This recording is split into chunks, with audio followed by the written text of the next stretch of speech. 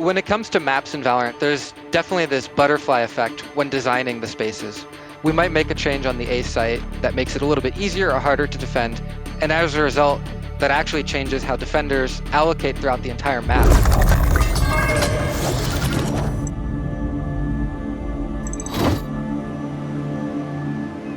Breeze was the first post-launch map that we put together on Valorant. All the other maps prior to that we had built in-house before we had gotten a chance to see how players were interacting with the game, how they were using agents and all the weapons and how they were strategizing. Everyone was immediately excited about going from boxy, cold icebox to tropical island. Players had experienced our game. They had feedback. They had feelings and thoughts about, the directions they wanted to see new maps go.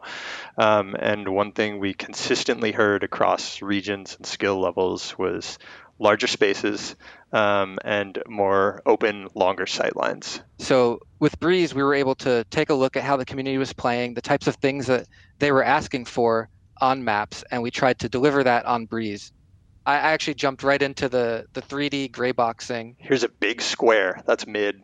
That's all it is. Here's another big square. That's A site. Cool.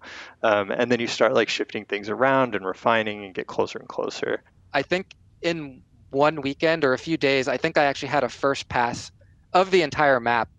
I mean, it changed a bunch from there, but just getting a quick skeleton of the map down was very helpful for building excitement about the map and the idea. And actually, I think this could work. I think there's something really interesting here. We actually had an old prototype map that had a pyramid on it, and we ended up trashing that map, but the pyramid was actually had some really cool gameplay around it that we were enjoying.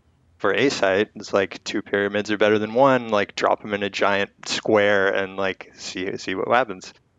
And as the site kind of shifted around again, the size got reduced, cover shifted, that half wall that's in between double doors and the pyramids, the wood doors used to not exist. So you had this super long head peak fight all the way to mid crates or mid stack. But the pyramids never really changed. They were just kind of this constant that had great gameplay from the get-go, and we just stuck with it. Everything is interconnected in a sense where a change on A probably affects how things on mid play, and a change on mid changes how things on B play. So a lot of what we were doing throughout the playtesting and refinement process was really trying to understand exactly what type of role we want each site and mid to play. So there's a bunch of decisions like that went in over time, but the overall structure actually stayed pretty similar. Typically the pattern is that we'll reduce the size of our map over time, and that's as a result of just iterating and getting feedback from our playtests. But on this map, there was a conversation where we were just very conscious of, let's try to basically hold the line as much as we can on some of these elements of the map with the long sight lines. A site really delivers on kind of all of the premise of the map. So you just see all of the big space and sight lines just kind of all right there.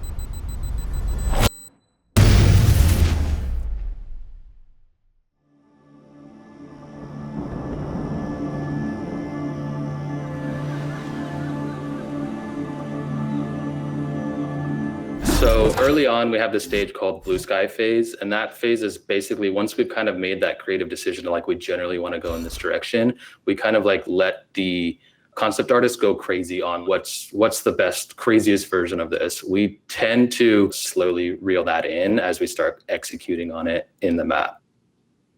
Our team receives what they consider a final gray box from design. At that point, it's our turn to start realizing that gray box.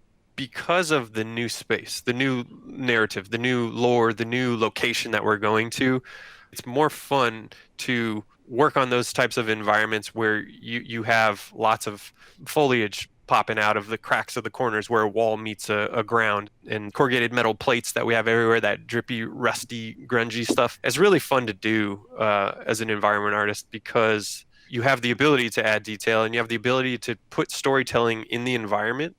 The story spaces are something that is a little bit of an evolution of what we've done on the art side. We've always looked for those. Those are always our spaces that we know there's going to be not a lot of fighting, not a lot of readability issues, where we can kind of push things a little bit further and tell some story. The A site Breeze is a great example where it's kind of up and out of the way. We can really go ham with detail. We can add more lighting, we can add effects, all sorts of things that are kind of out of the normal play space area, but players can still actually see it if they look for it in the environment.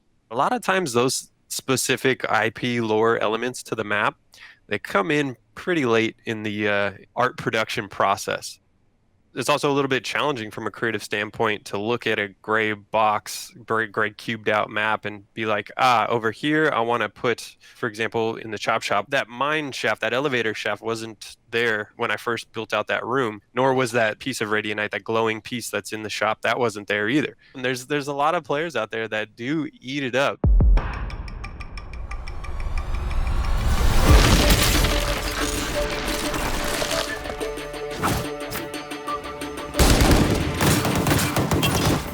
It's just been really exciting seeing Breeze in players' hands and seeing the positive reception on it.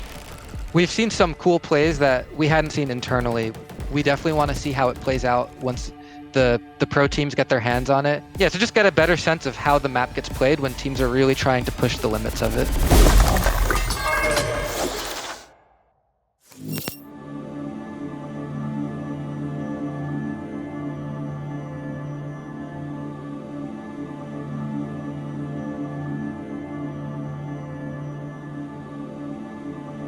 If you've been following along, we have one patch that you may have seen the teleporter area change a bit. Keep an eye on it.